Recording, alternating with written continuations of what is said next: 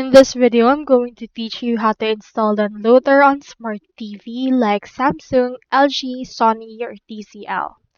So if you have your smart TV, make sure to open it and click on apps.